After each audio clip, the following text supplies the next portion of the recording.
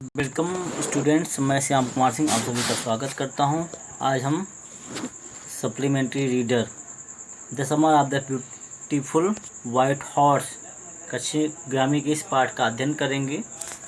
आइए अध्ययन करते हैं। Consequently even though I could see the horse so magnificent, even though I could smell it so lovely, even though I could hear it breathing so exciting I couldn't believe the horse had anything to do with my cousin Murad, or with me, or with any of the other members of our family, asleep or awake, because I knew my cousin Murad could not have bought the horse, and if he couldn't have bought it he must have stolen it, and I refused to believe he stolen it.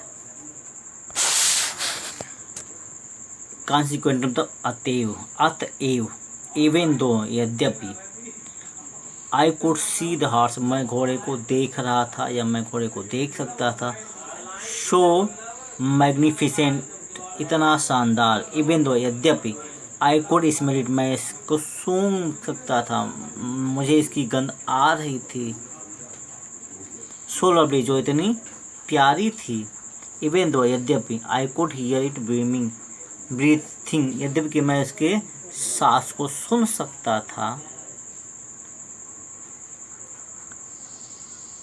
So exciting इतनी उत्तेजक थी, तो यद्यपि कि मैं उसकी सांस की आवाज़ को सुन रहा था जो इतनी उत्तेजक थी,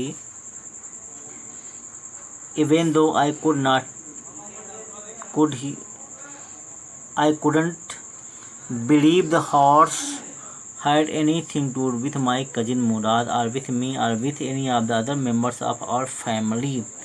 फिर भी मैं विश्वास नहीं कर पा रहा था कि ये घोड़ा मुराद का था। I couldn't believe the horse had anything to do with my cousin Murad. फिर भी मैं विश्वास नहीं कर पा रहा था कि ये घोड़ा मुराद का था।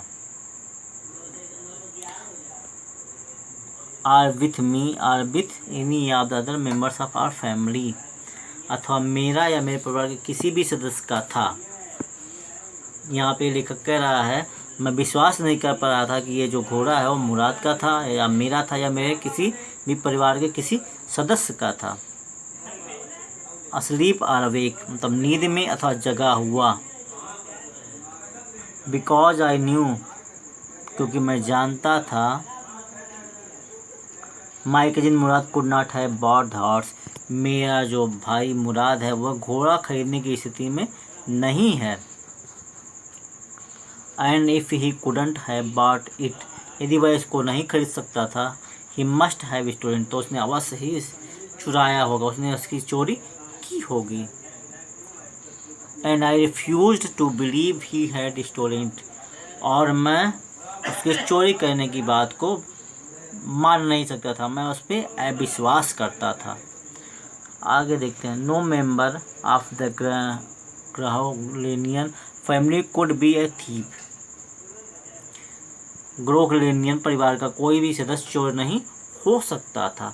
I stayed first at my cousin सबसे पहले मैं अपने भाई को घूरता रहा, इससे मतलब घूरना, मैं सबसे पहले अपने भाई को घूरता रहा। And then at the horse उसके बाद मैंने अपनी जो आंखें हैं वो घोड़े पे टिका दी, मतलब मैं घोड़े को घूरने लगा। There was a pious stillness and humour in each of them मतलब उन दोनों में। देयर वॉज ए पायस एक प्रकार की पवित्र, स्टिलनेस निश्चलता, एंड ह्यूमर और हास्यात्मकता थी। In each of them which on the one hand delighted me जिससे मुझे एक और तो खुशी हुई, and on the other frighten me और दूसरी तरफ मुझे भय भी लगा। Mourad I said where did you steal this horse Mourad I said मैं बोला, where did you steal this horse तुमने इस घोड़े को कहाँ से चुराया है। Leap out of the window he said if you want to ride leap out of the window खिड़की से कूद पड़ो, खिड़की से छलांग लगा लो। ही सेड उसने कहा, if you want to ride तुम घोड़े की सवारी करना चाहते हो। इट वॉज ट्रू, यह सत्य था। देन, उस समय यह सत्य था, he had stolen the horse, उसने घोड़े को चुराया था।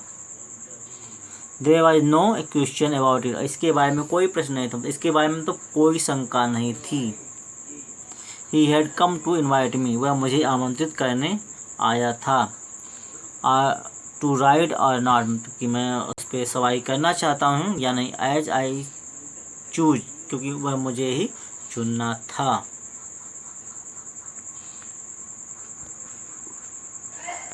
Well, it seemed to me stealing a horse for a ride was not the same thing as stealing something else, such as money. For all I knew, maybe it was stealing at all. Well, ठीक है। It seemed to me stealing a horse, घोड़े को चुराना।